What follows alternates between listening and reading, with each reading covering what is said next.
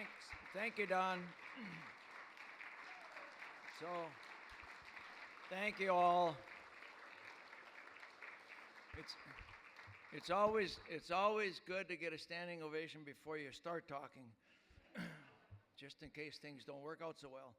Uh, we are running behind a bit, so I'm going to do something I'm not very good at, and we'll see whether it works, which is to give a shorter speech than I'm supposed to give. Last year I had to expand it to an hour because we had time to fill. That's not the case this year. But before I start, I want to introduce Dan Mazer from the Keystone Ag Producers in Manitoba. Dan's around here someplace. There he is. Okay, welcome, Dan. I introduced him at the banquet last night, but he hadn't arrived yet. So, Dan, we're delighted to have you here.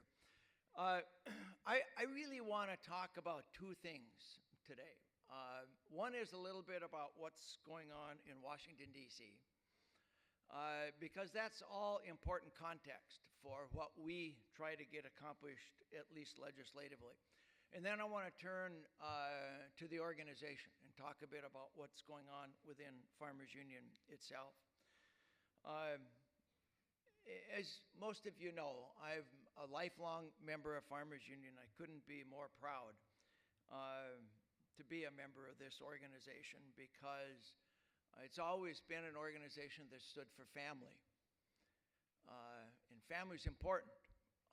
And because it stands for family, it stands for society, and it means that we pay attention to issues beyond just what's good for our bottom line as farmers and ranchers. And that's important because all of us are much more than just farmers. We're human beings. We're a part of society. We're part of families. We care about what's going on in our community, in our state, in our country, and around the world. And that context is particularly important given some of the political environment that we're dealing with today. When I arrived in Washington, D.C. 8 years ago, Don, I came there from North Dakota with a view that the place was pretty dysfunctional. And it wasn't long before I came to understand that it was far more dysfunctional than I thought it was.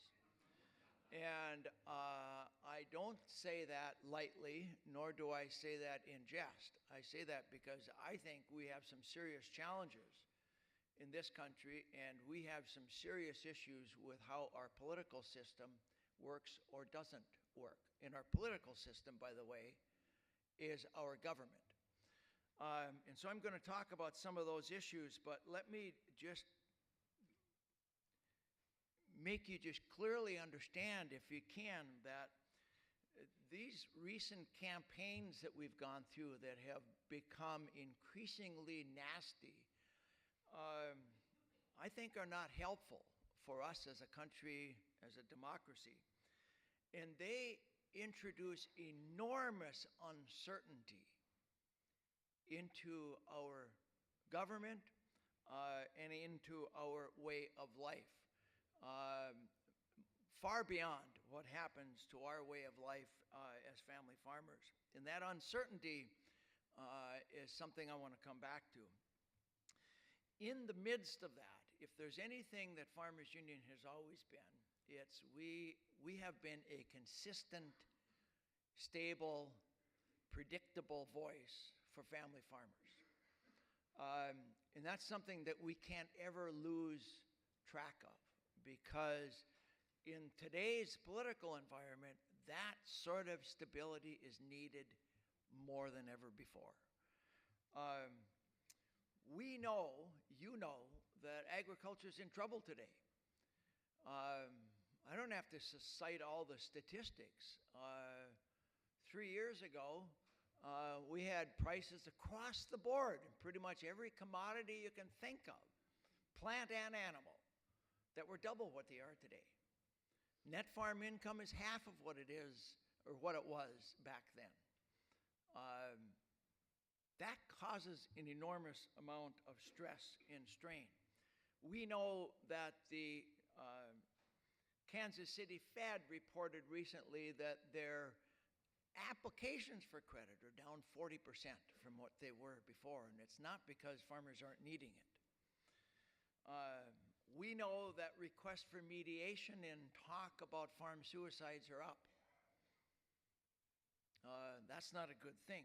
When Don introduced me, he reminded you that back in the 1980s, I ran the mediation program in North Dakota, and before that, I worked as a credit counselor. And what I will say about that experience is that it impacted me in a dramatic way yet today. And I think anyone who went through that period of time has the same sort of feeling. But what happened as a result of that is we lost a generation of farmers. And I hope that the spot that we're in right now, which lots of folks say, well, this isn't like the 80s, and there are lots of metrics you can point to that say, in fact, it is not like the 80s. But there are also lots of them you can point to that say it is like the late 70s and the very early 80s before everything crashed. And so let's hope that that doesn't repeat itself. But hope alone isn't what we ought to depend on. We need to be preparing for that as well. And that means that in terms of the big issues that are facing this country is a farm bill. And a farm bill that I'm not going to talk a lot about today because we've got a panel tomorrow that I'm going to be on with some other agricultural leaders around the country where we hope to sort of talk about sort of the political context for getting a farm bill passed. Suffice it to say that, as I pointed out this morning, historically it's always taken the three fundamental elements to get a farm bill passed. The three-legged stool we often refer to as being the farmers and ranchers, and the fact that we need desperately a workable safety net that's going to work, that's going to help us in times when they're difficult. We don't care about times when they're good. We don't need a safety net then, but it needs to be in place so that it can provide help when times are tough as they are now. So that's one leg that the farmers and ranchers provide. We've never passed a farm bill without a consumer title since the advent of nutrition programs. I doubt that we ever will, again, without a nutrition title. And in many ways, that nutrition title, the SNAP program, if you will, those school lunch programs, all those used to be referred to as food stamp programs, that is to consumers what the Farm Bill safety net is to us as family farmers. That's their safety net. And it's very difficult for anyone to make an argument, well, we shouldn't have the nutrition title as part of agriculture because, you know, after all, what do consumers have to do with folks who produce food?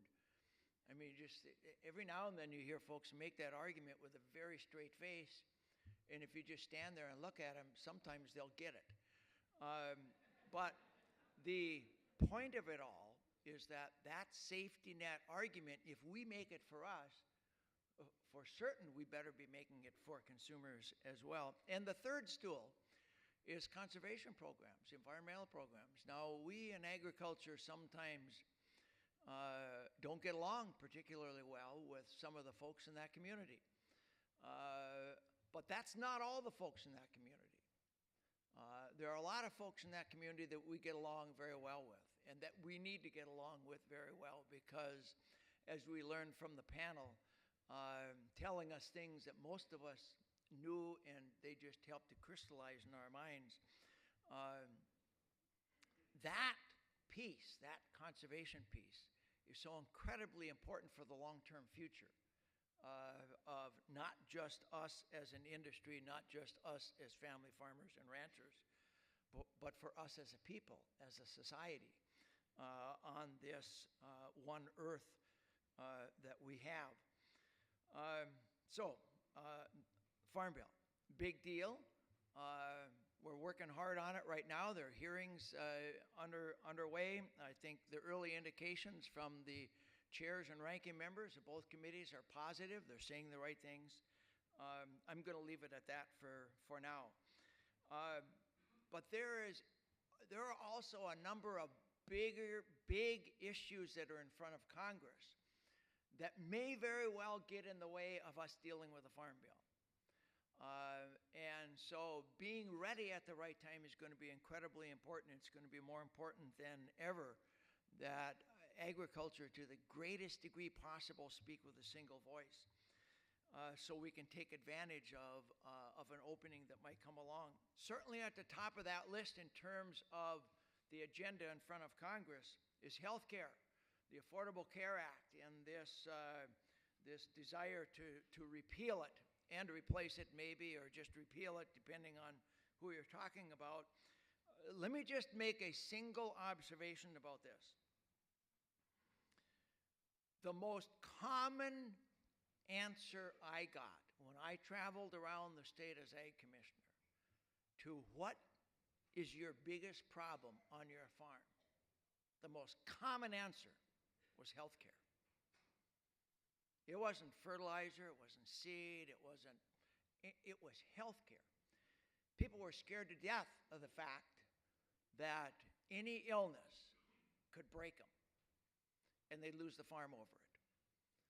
Now, in the last few years, I don't hear a lot of folks say that, but those voices are beginning to speak again, and I'm here to say that if we repeal the Affordable Care Act, believe you me, those voices are going to be front and center again. Because we can't go back to a system where some 20 or 30 million of us no longer are insured, where if you have a pre-existing condition, you no longer are allowed to get insurance. Where if you have a need for medical services, your health insurance premiums go up so fast and so high that they become unaffordable, to the point where you simply drop the coverage, knowing that if you really got sick enough, you could simply go to the emergency care center and you'd get health care. And everyone else would pay for it because you didn't have the ability to pay the insurance to pay for it yourself. So this is not going to be an easy issue for Congress in this new administration to resolve. Enough said about it. It's a lot of uncertainty around what happens with health care, a lot of uncertainty about tax reform. Only maybe once in a generation or so is there a real serious attempt at doing tax reform. That effort is underway today, and the kind of reform that's being talked about is dramatic. It depends upon $1 trillion worth of income from border taxes. We've never had them before. $1 trillion is a lot of money. You want to provide all the tax breaks that have been promised by those that are promising tax reform. You got to have that $1 trillion.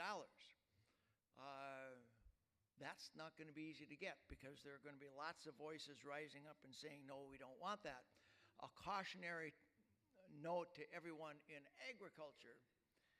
You talk about tax reform, and we all like the idea that our rates are going to go down, perhaps in half or thereabouts.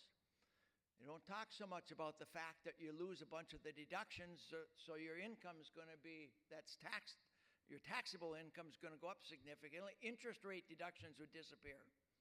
So if you borrow money, I guess, you know, your income's going to be much higher. The folks who are borrowing money tend to be the folks who are less well off financially. So the strain is mostly going to fall on those young, beginning, new, indebted farmers. And that's going to be a tough thing to do. If, in fact, the border tax happens, and they're talking about a 20% border tax, that means a lot of the inputs that we buy are going to go up by perhaps that amount, because they're going to be taxed as they come in, and somebody, you know, we always get the higher cost passed on to us.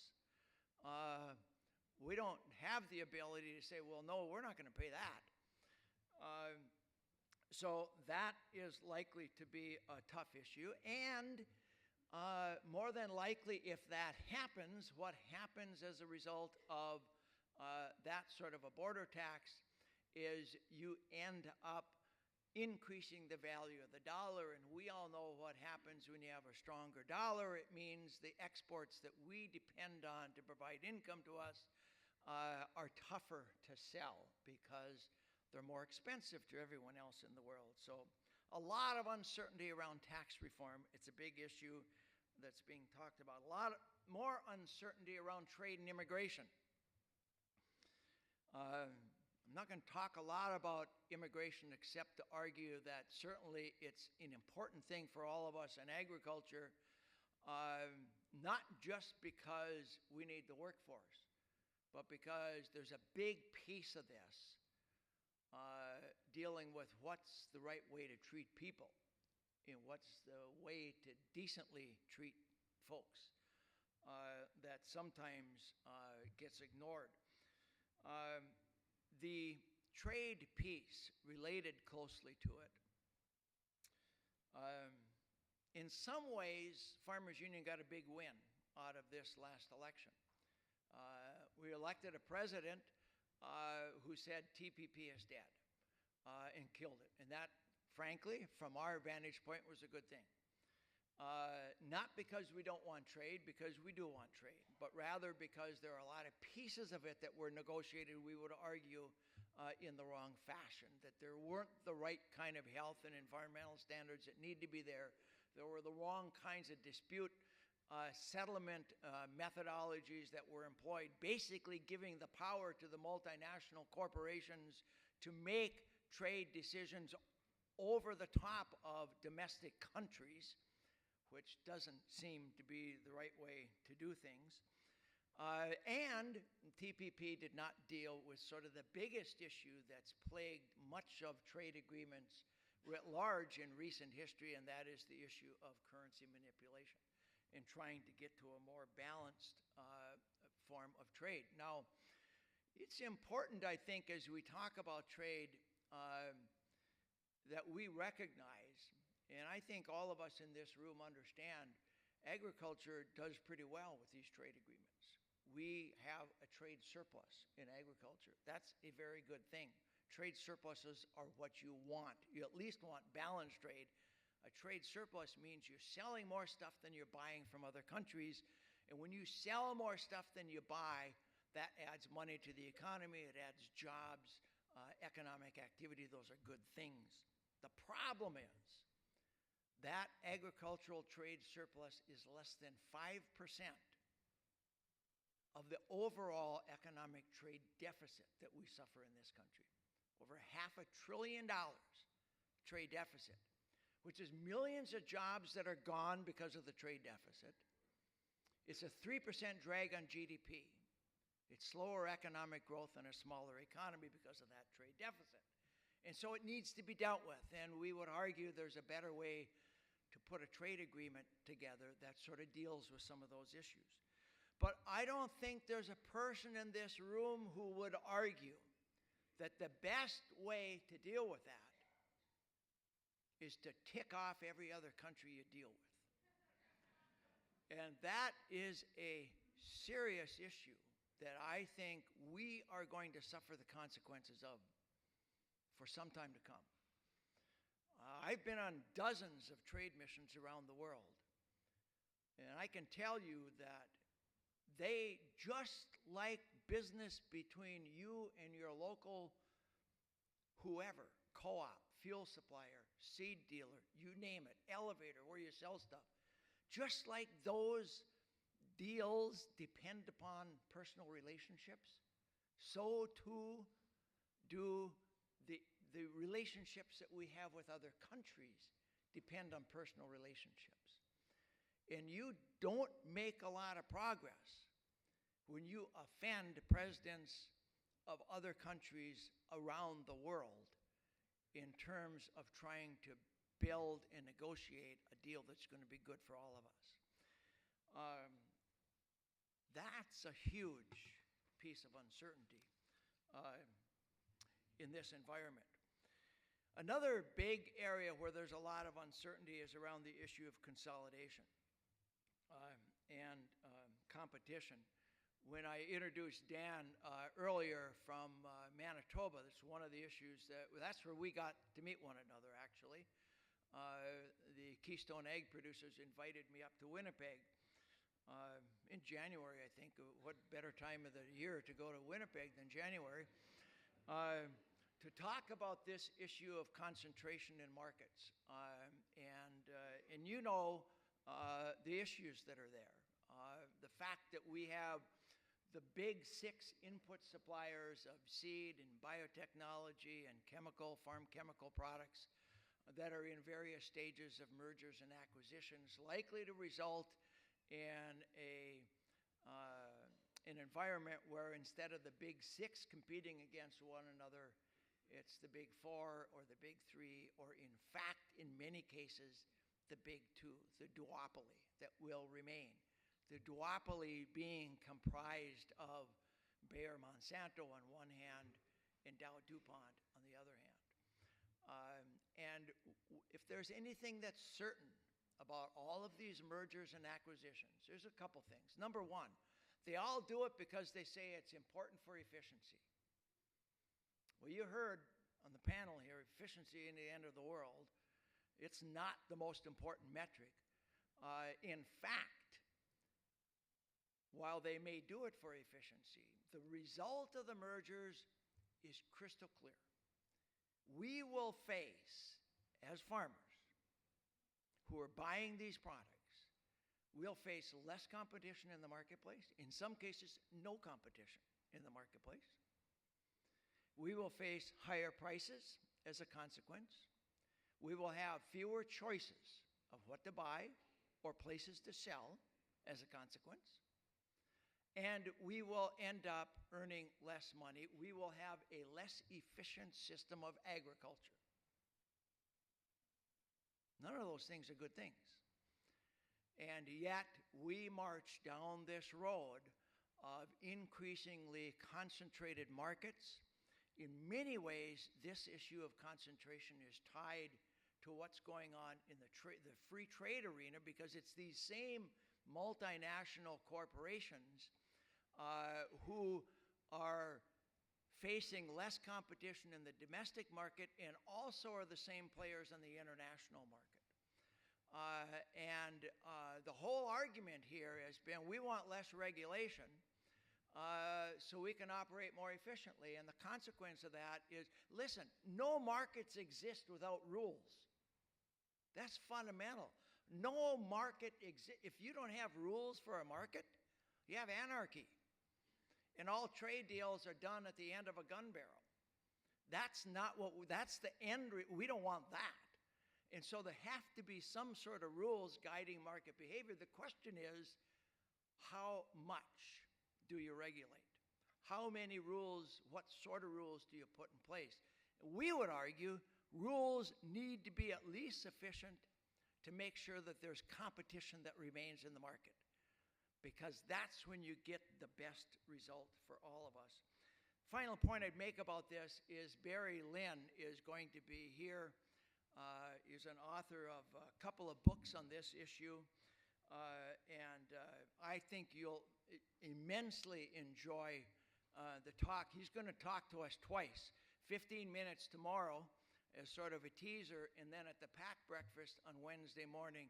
You won't want to miss it. He's an expert in this field, and he assures me that he's got a positive ending to the story, which I have a hard time seeing. So I'm going to be there because I want to find out how this sort of increasing monopoly power, how that comes to an end, and how we end up with a more competitive economic system instead of just a more consolidated one.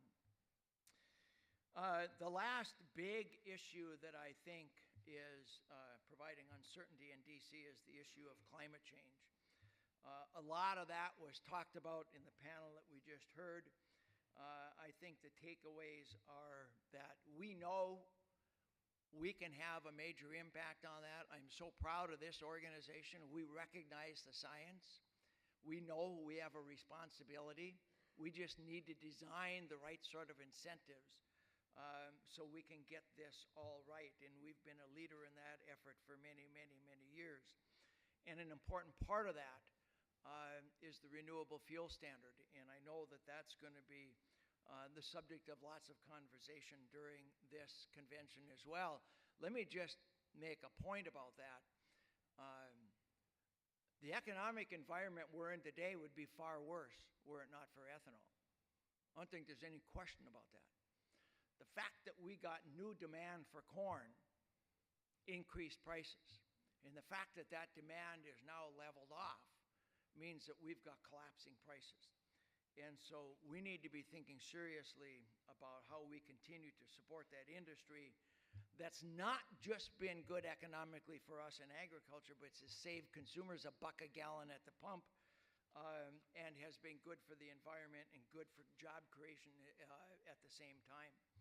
Now, I want to segue just a bit, because on this subject, we've done a lot internally as an organization, and the panel that we just had on conservation in large part came as a result of some of the work that the foundation has been doing. I highlighted that earlier by talking about Tom in the work that he's done there and some of the relationships he's been building. There are a bunch of things that are happening around the base of our triangle: education, and the foundation, which is the vehicle through which we do most educational efforts. Many of you have state camp and education programs for young folks. They're incredibly important. Without them, I likely would not be here. And so they're important in terms of building folks who understand agriculture in these interrelationships, and at the same time understand our commitment to civic responsibility, to being a part of government. And that's an important part of the ethic of Farmers Union, always has been, always will be, just like that issue of competition and concentration was an issue around which we were founded back in 1902 to try and provide competition in the marketplace, and we created cooperatives and worked for generations to continue to do that, and continue to do it to this day. But there's some exciting new things that are happening. We've got to figure out how to reach this new generation. And one of the ways of doing that is through online conferences. The foundation did this last fall, provided sort of information for beginning farmers and ranchers. That's basically what it was. 4 nights, they just had experts, national experts, provide instruction over the internet. Over 1,000 people signed up and participated in that. That's pretty cool. It means we're touching more and more people. Many of them were not our members, need to be our members. And so all of you state presidents, you need to be working those lists and making sure that they already understand what we do and believe in much of what we do. So we need to make sure that they are among our membership groups as well. We do a bunch of Facebook groups right now dealing with climate change. In fact, you heard it on the panel. It's one of the ways that the panelists found out about some of the great things Farmers Union's been doing in this space, and that's been happening for more than a decade, frankly. And the issue of dealing with the issue of climate. Mr. C is sitting down in the audience. Dale Enerson, Mr. Carbon, we called him. Because he was the one that sort of stood up that program of carbon trading in North Dakota Farmers Union that expanded nationwide before it fell as a result of the Chicago Climate Exchange dissipating after Congress decided they weren't going to deal with the issue. And so there was no longer a market. So Facebook groups dealing with climate change or with beginning farmers are important. You're going to be hearing from NIAC leaders, our National Youth Advisory Committee folks, who are each 6 of them giving speeches during the convention. This is a cool leadership development program, and we need to continue supporting it. We've got an internship program in D.C. We want more Farmers Union young people to be participating in that. More of our interns are non-Farmers Union members than are Farmers Union members. That shouldn't be the case. And we get that because we're working with universities that don't have, or from places that don't have a lot of membership. So we need you all to be doing a better job of sending young interns who are college students our way so we can give them that experience in DC. Um, and we provide scholarships for a lot of them. BFI, Beginning Farmer Institute, is a great program that we've been working with. Many of you states have similar programs that are geared towards beginning folks or leadership development. Those are so important. And we've not lost our international focus with the World Farmers Organization and the fact that Dave Velde is now on that international board of directors.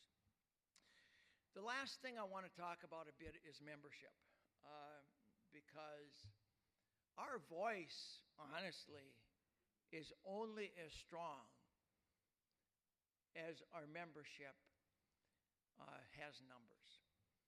And we have lots of states that have Farmers Union organizations that don't have enough Farmers Union members in them.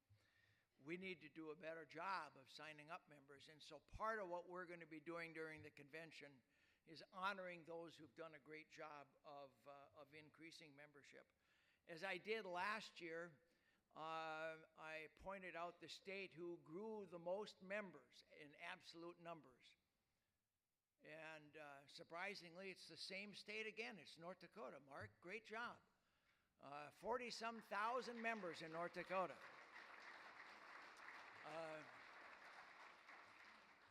We need to be doing that in all of the states, but not far behind is Rocky and the work that Rocky Mountain Farmers Union's been doing in growing membership. A lot of vibrant new programs that are being put in place for young folks, and so that's a really good thing. More than half of all the state organizations this year grew membership. National Farmers Union added membership numbers this year. We grew in absolute terms. That's a very good thing. But we need to do even more of it. And finally, our good friend Vincent, who came up to me after I introduced someone on the panel and said, what was the word I used? Resistance instead of what? Resilience. There's not a lot of difference. They're both R words. Sometimes I do that. It reminds me of the politician who said to the members of the press, for God's sakes, print what I mean, not what I say. And everybody knows what I meant. So, but Hawaii and the work that they've done, they just, in 5 years' time, they went from virtually no members to over 1,000. 48% increase.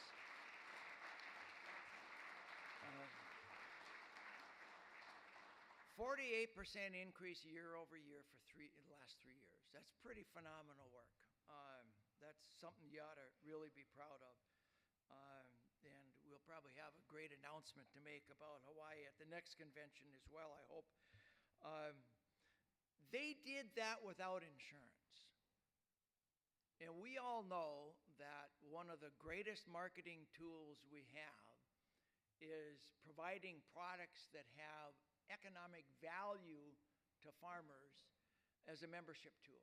So those of us that come from states where we have strong Farmers Union insurance programs, that's an asset. When we come from states that have strong cooperatives and co-op checkoff programs, that's an asset, and we need to protect and build those assets. But in states that are just trying to get started in this organization, what they really have to market is only one thing, and that's an idea. Probably the most powerful thing in the history of the world, but that's what they've got to market. And it takes a certain kind of organization and type of leadership to market that idea. Vincent, congratulations again for doing that. In the question of, or in the area of insurance, I'd be remiss if I didn't point out a significant improvement in the working relationship that we have with a group that we now refer to as Farmers Union Insurance. We used to call them QBE, because that's who they wanted to be called, QBE, the big company that owns Farmers Union Insurance, the smaller company that we used to own.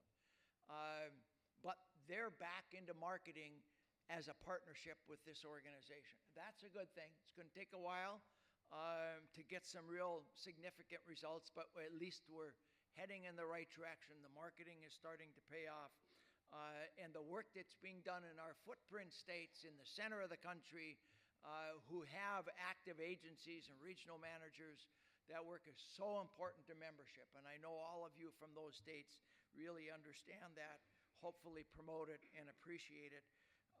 We need to continue to do that. But also we've got Hastings Insurance, and I think Cindy Freemeyer is somewhere in the crowd. She is, at least was here earlier.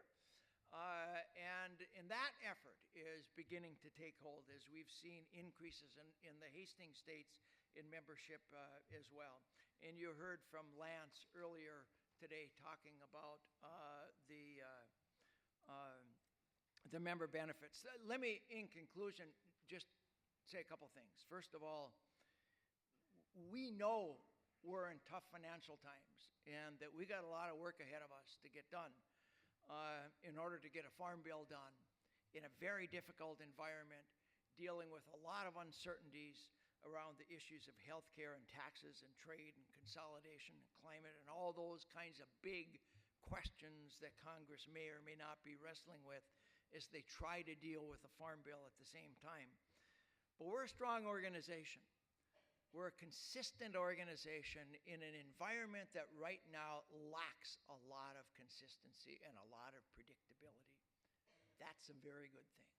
That's an asset that we have, and it's one that we need to continue to capitalize on. And so let me just say finally, we need to be an even louder voice as we are a consistent, a certain, and an honest voice in promoting family farm agriculture in this country and around the world. Thank you very much.